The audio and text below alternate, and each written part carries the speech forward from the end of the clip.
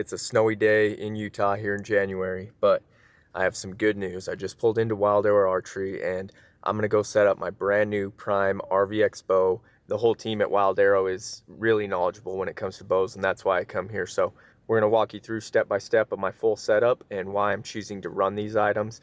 Also, a little bit about how you can tune your bow. If you are running this same bow setup, this might help you, or if you're in the market for a bow, maybe this will help you pull the trigger. Let's go.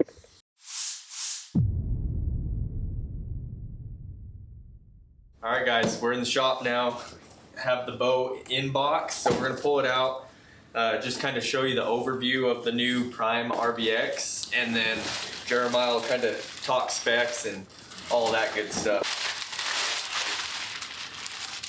Here's how it looks. It's not really much different with the riser from my RVX that I shot last year, but I went with the 32. That's a good size for me, being a high country hunter. I put the bow on the backpack a lot. So I went with the 32. We're going blacked out. I think it's time to get a black bow. I haven't had one for a while, so looks pretty cool, and I'm excited to get it set up. Yeah.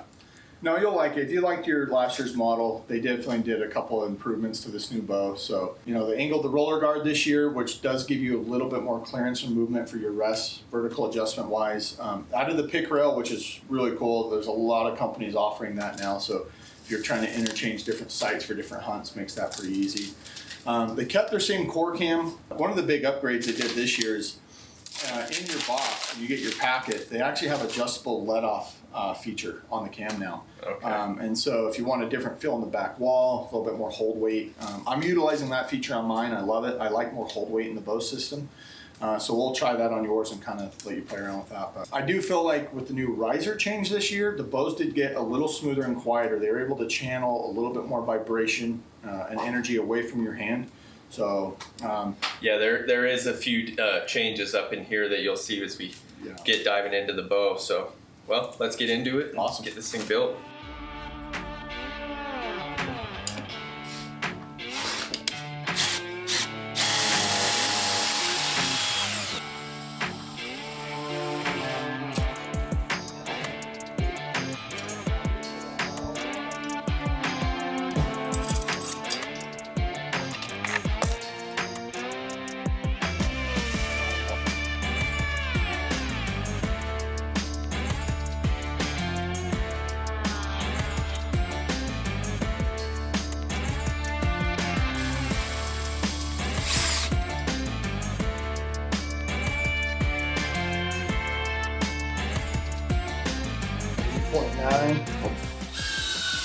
So what we're checking is we just threw on a set of ABB Platinums on Martin's bow. We're putting them on. I'm kind of double checking, making sure that cam synchronization's good, making sure we're hitting poundage.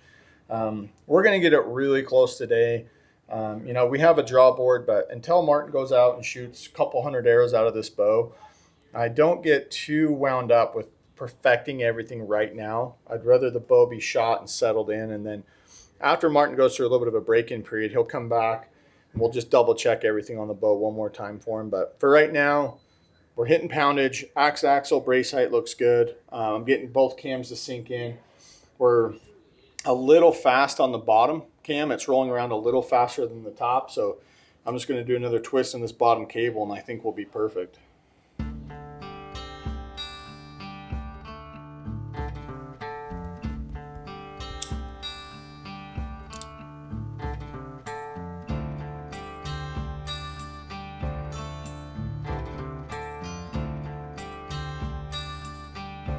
Just with some of the tinkering that I did last year with my Prime, you know, I came back after a hunt and started playing around with some things. But for any of you guys running a Prime right now, this might be something for you to try. So, you know, a lot of guys think that your arrow has to go through the center of the burger hole, the riser, and that's a starting point, but it doesn't necessarily have to start there. You know, certain bows that I've had in the past, depending on the grip location in the riser, moving your knocking point on the center serve, whether you move the whole arrow and rest up or the whole arrow and rest down, can drastically change how a bow aims and shoots on target. So because Prime is a center grip, their center point of the riser is truly in between the axle to axle.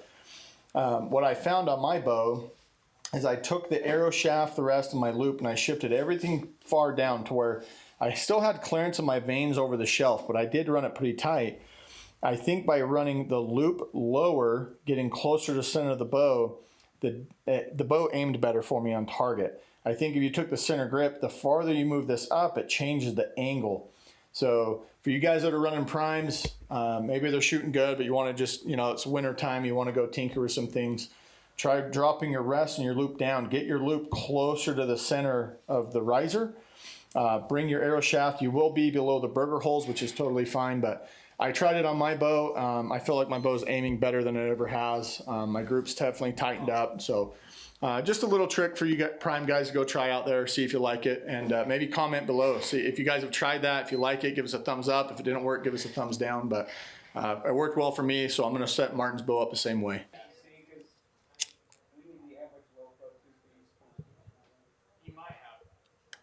Okay, so we're looking for peep. Nope, we're just going on by. I just want to see what it does through paper right now. Okay. Just so it kind of gives me a baseline. Okay.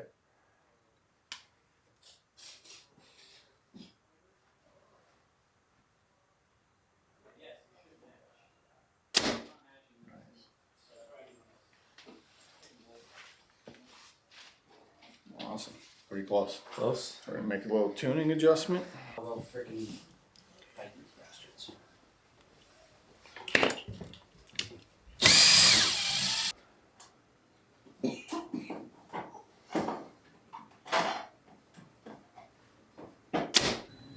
That would be a knock left. Yep. If the cut looks like it goes right. So the front of the arrow actually hit right here. The back of the arrow went that way. Gotcha. So you can see that little tiny dimple right here. That's your fill tip hitting, and the arrow went to the opposite side.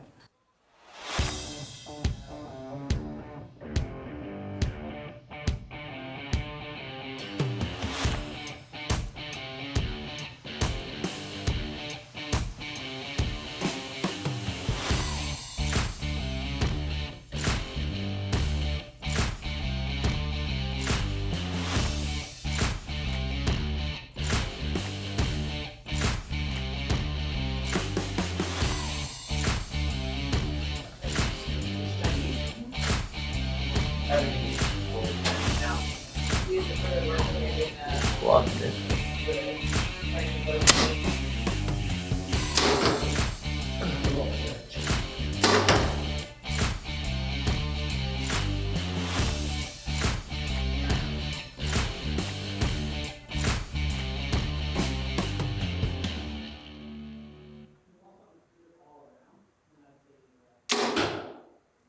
Well, we're about 90% of the way there.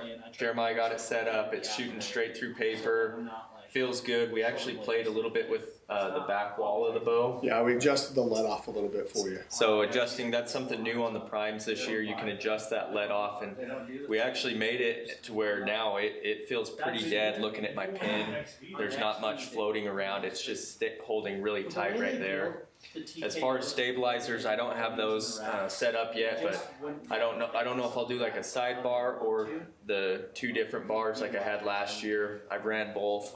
I'm not super picky when it comes to that stuff. They both work good for me. So we're going to figure out stabilizers. As for arrows, I'm running the Mark 203s by G5. I ran those last year. That's what I killed my bull with and my deer as well. So it was a good arrow. Right now my current setup is right around 460 grains. We'll see what the new one is. I'm going to do a 4 fletch on the vane. Really liking this Prime RVX. Good to see you, buddy. And then the new sight as well. So appreciate your time, man. You bet, dude. If you guys are in the market for a bow or you need to come in and get tuned up, this is always the time of year we say get in your bow shop, come into Wild Arrow. It's pretty dead. Usually you can't even get in. It's so packed in the summer. This is the time to come in, check out bows, and get set up for the next year. And of course, I mean, I was talking out there, you need to practice. You get out of shape easy, you get in bad habits, and I've already picked up on a few of those things. So this is a good time of year to work through all of that.